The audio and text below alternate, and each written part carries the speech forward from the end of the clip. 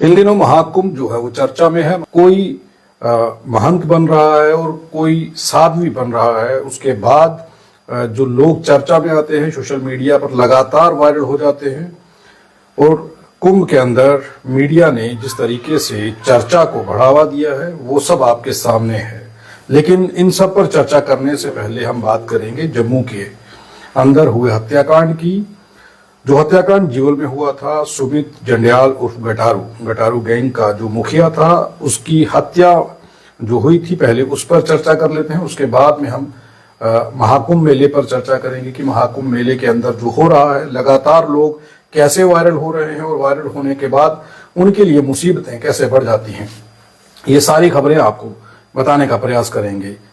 जम्मू में जो हत्याकांड हुआ था जीवल में, उस कर्मचारी के पैसे से खरीदी थी कार, शास्त्री नगर में बनाया था ठिकाना, जहां पर बैठकर के आरोपियों ने, हत्यारों ने जो प्लान किया था सुमित जंडियाल को उसकी हत्या करने का जो प्लान किया था, वो प्लान शास्त्री नगर के एक किराए के कमरे में किया था। और जिस किराए के कमरे में वो रहते थे, जो मालिक है उस मकान का, उसके खिलाफ भी कार्रवाई हुई है। पुलिस उससे पूछताछ कर रही है। जो कमरा किराए पर लिया गया था, जिसको दिया गया था, उसकी वेरिफिकेशन नहीं करवाई गई थी। और दूसरी बात यह है कि हत्या के इस मामले में 2 गाड़ियों का इस्तेमाल किया गया था, एक आल्टो थी और एक i20 है।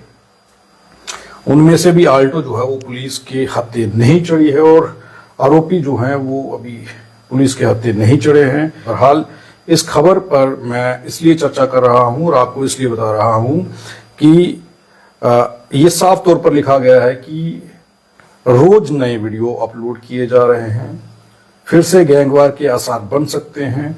इस हमले की जिम्मेदारी लेने वाले खौफ गैंग के रोजाना नित नए वीडियो पोस्ट किए जा रहे हैं। इन वीडियोस में पिस्टलों की तस्वीरें और उकसाने वाले बैकग्राउंड म्यूजिक का इस्तेमाल किया जा रहा है।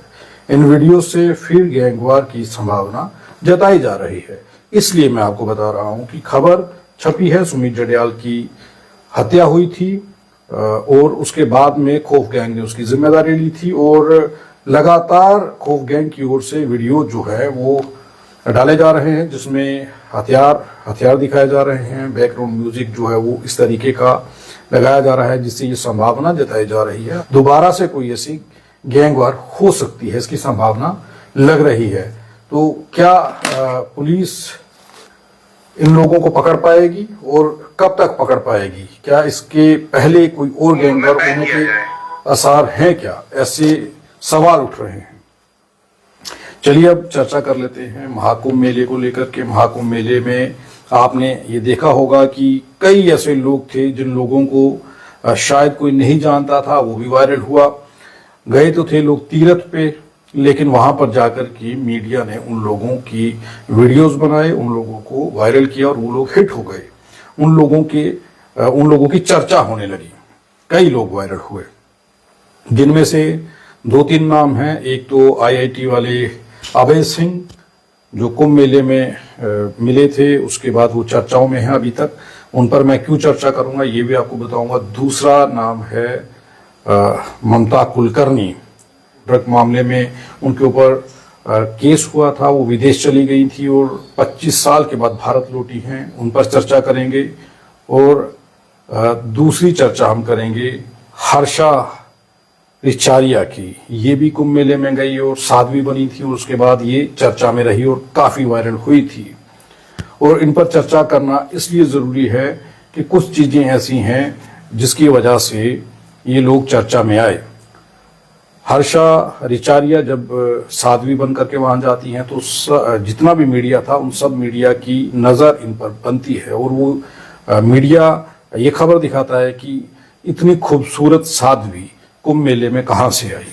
उनकी आंखों को दिखाया जाता है, बाद में पता चलता है कि उन्होंने लेंस लगाए हैं। उनकी जटाएं जो दिखाई जाती हैं, बाद में ये भी खबरें आई कि वो जटाएं नकली थी। बड़ी सारी चीजें सामने आई, जिसके बाद हर्षा रिचारिया जो थी वो वहां से प्लान कर गई, वो लौट गई और लौटते हुए वो किस कदर रो रही थी, वो वीडियोस भी आपने देखे। उन्होंने ये कहा था कि मैं आस्था के साथ यहाँ पहुंची थी और मैं कोई साध्वी बनने के लिए नहीं आई थी, मैं अध्यात्म की दुनिया में आना चाहती थी और मैं सब छोड़ छाड़ करके यहाँ आई थी। लेकिन उन्हें वापस लौटना पड़ा, उनके साथ जो हुआ वो सब आपने देखा। फिर उसके बाद दूसरा नाम जब चर्चा में आया, ऐसे तो कई नाम चर्चा में हैं, पिछले दिन एक बाबा पकड़ा गया, वो लेडीज बाथरूम में जाकर के ताक झाक कर रहा था, वो वीडियो सामने आया, उसे पकड़ा गया। वो एक बाबा से एक छोटी बच्ची को छुड़ाया, उनके परिवार तक पहुंचाया। मीडिया ने वहां पर अलग अलग तरीके की भूमिका निभाई। कहीं पर उन्होंने बाबाओं को और कई आम लोगों को परेशान किया मीडिया ने, और कई जैसे मोनालिसा है वो मीडिया की वजह से बड़ी परेशान हुई, उसका बिजनेस रुक गया। और कई ऐसे लोग हैं जो मीडिया ने मशहूर कर दिए, फेमस कर दिए, चंद घंटों में वो वायरल हो गए और उनका खमियाजा भी उन लोगों को भुगतना पड़ा जो वायरल हुए। बहरहाल कुंभ में साधु जो हैं वो नागा साधु या और कई प्रकार के लोग वहां पर स्नान के लिए गए थे, लेकिन वहां पर कुछ चेहरे जो हैं वो चर्चा का विषय बने और कुछ बने हुए हैं। जैसे हर्षाचार्या कुंभ में जब गई थी तो वो चर्चा का विषय बनी। उसके बाद में माहौल ऐसा बना कि कई संत समाज के लोगों ने उसका विरोध किया और उन्हें वहां से वापस जाना पड़ा। तो उसके बाद विदेश से लौट करके आई ममता कुलकर्णी जो है वो चर्चा में आ गई, और जब वो चर्चा में आती हैं तो वो ये कहती हैं कि वो विदेश में रही और 23 साल तक वो अध्यात्म के रास्ते पर निकल गई और वो बुद्ध को फॉलो करती रही। जैसे बुद्ध सत्य के मार्ग पर निकले थे, सत्य की खोज में निकले थे, वो भी उस राह पर चली गई और मेडिटेशन करती रही। 23 साल तक उन्होंने बुद्ध को फॉलो किया। ममता कुलकर्णी बुद्ध को फॉलो कर रही थी। उन्होंने ये कहा, वो इंडिया आई, उनका एक इंटरव्यू वायरल हुआ। कई इंटरव्यू में उन्होंने कहा कि वो वहां पर अध्यात्म के रास्ते पर निकल गई थी, वो मेडिटेशन करती रही और बुद्धिज्म को फॉलो कर रही थी। बहरहाल उसके बाद वो ममता कुलकर्णी जो है उन्होंने किन्नर अखाड़ा जो है उसे चुन लिया। ममता कुलकर्णी इस तरफ चले गई। अब बात आती है आईआईटी बाबा की। आईआईटी बाबा जो है अभय सिंह, वो चर्चा में रहे और मीडिया ने उन्हें घेर के रखा और मीडिया उनसे कई सवाल पूछते रहे और वो अपने अंदाज में बातें कहते रहे। और अब जब आईआईटी बाबा अभय सिंह जो हैं उन्हें कुंभ में बैन करने की बात कही गई, उसके बाद एक वीडियो सामने आया है, जिस वीडियो को मैं आपके सामने रखने जा रहा हूँ। सुनिए 1 मिनट इसको। बिल्कुल कोई बैन नहीं कर सकता। मैं वही जानना चाहता हूँ, आपको कोई कुंभ में बैन नहीं कर सकता, ये तो मुझे ही पता है, लेकिन आपको ये बैन कर दिया जाए ये क्यों कहना पड़ा? ये आवश्यकता ही क्यों हुई? स्ट्रक्चर टूट रही है ना। जैसे जब बुद्ध भी आए थे और वो ज्ञान प्राप्त हुआ, जब उन्होंने वो फैलाना शुरू किया, कितने लोगों को ईर्ष्या हुई। सारे जो बनी बनाई स्ट्रक्चर थी, ये पूरी ब्राह्मण जो स्ट्रक्चर थी, वो सब लोग उसके अगेंस्ट हो गए ना। उनके कितनी बार मारने की कोशिश हुई उनको, जबकि वो तो पूरा बुद्ध थे। मतलब मैं तो फिर भी लाइक मिक्स इंसान हूँ ना। यानी कि आपकी फैन फॉलोइंग बढ़ती जा रही है, उनको ईर्ष्या हो रही है, इसलिए आपको बैन कर रहे हैं? नहीं, उनको ऐसा लग रहा है ना कि अब सही सत्य बाहर आ रहा है आध्यात्मिकता का, कि उनकी दुकानें बंद हो जाएगी, आध्यात्मिकता में दुकानें चलाना बंद हो जाएगा, और जो सही में वैराग्य है वो समझ में आएगा लोगों की, सही में वैराग्य क्या होता है। अच्छा, आपके माध्यम से सही वैराग्य समझ में आएगा, सही सनातन समझ में आएगा, सही धर्म की परिभाषा लोगों को पता चलेगी। चल रही है ना मतलब। अब लोग से तो लड़कियां कि तो ये अभय सिंह है, आईआईटी बाबा, और अब इन्हें लग रहा है कि जिस तरीके से बुद्ध को विरोध बुद्ध का हुआ था, उसी तरीके से इनका विरोध हुआ है। तो ये एक सिंपल सी बात है कि जो कोई भी इंसान परिवर्तन चाहता है वो बुद्ध की राह पर चलता है। ये साफ हो चुका है। बुद्ध के राह पर चलने के लिए आपको किसी पहचान की जरूरत नहीं है, आपको किसी जाति की जरूरत नहीं है, आपको सिर्फ और सिर्फ एक सही मार्ग चुनना है और आपको किसी के दबाव में नहीं रहना है, किसी गलत रास्ते पर नहीं चलना है। तो आप बुद्ध के मार्ग पर चल रहे होते हैं।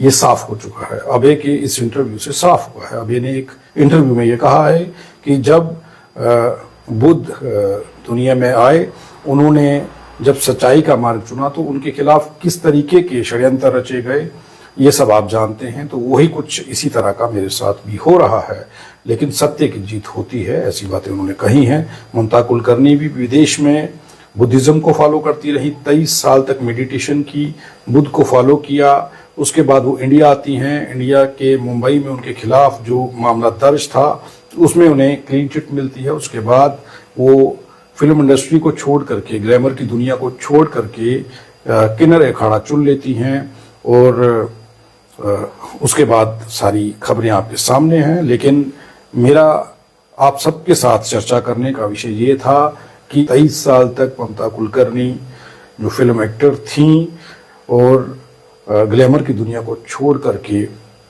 वो मेडिटेशन में चली गई थी। 23 साल तक उन्होंने बुद्ध को फॉलो किया, मेडिटेशन की, अध्यात्म की राह पर वो निकल गई। 25 साल के बाद वो भारत लौटी और भारत लौटने के बाद ये बातें उन्होंने कही थी, सोशल मीडिया पर लगातार वो वायरल हुई।